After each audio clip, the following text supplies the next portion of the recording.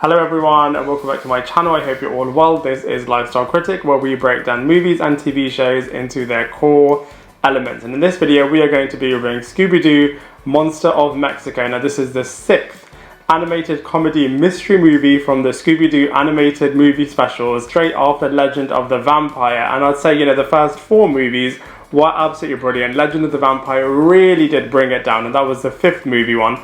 And this is the 6th one, and unfortunately it's only slightly better than Legend of the Vampire. Now Monster of Mexico did start off pretty well, and it did have some intense moments in there, but the final reveal was just so obvious. And after the promising start that this movie had, it just kind of went downhill from there, and it was just really not that gripping, which is really unfortunate. But that being said, it was the final time that the original voice actors for all of the Scooby Doo franchise characters came together to have this final outing. So from that point of view, it does have a nostalgia to it. But the actual film Monster of Mexico was just not that great, which I'm going to be explaining and breaking down for you in this video review.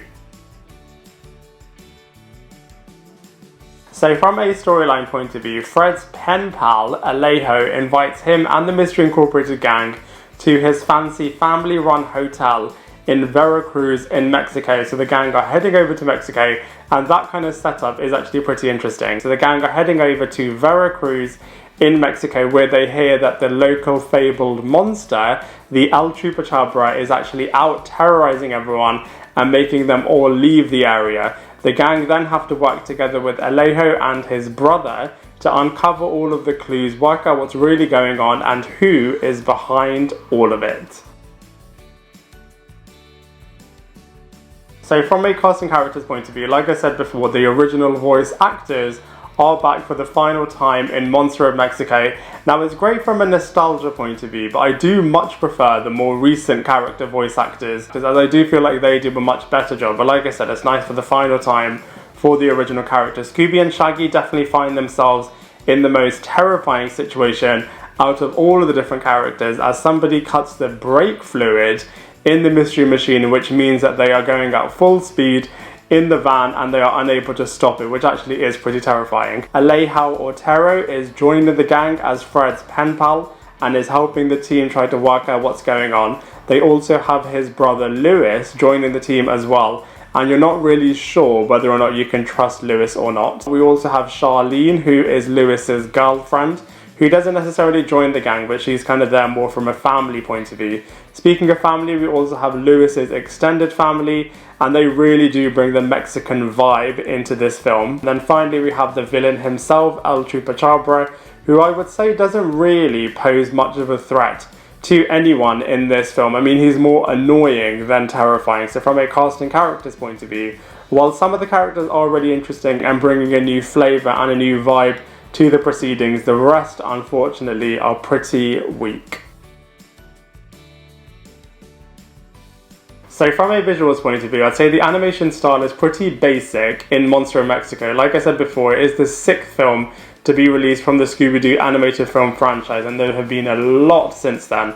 So the more recent future releases are a lot better, but that being said, it does still work for what they're trying to do. Like I said before, Mexico looks absolutely amazing in this film. It really does kind of immerse you into the world, and you do feel like you're traveling along with the Mystery Incorporated characters. I would say the setup in the beginning was very long, and by the end of it you just wanted the mystery to begin. But from a visuals point of view, they do work really nicely in this film.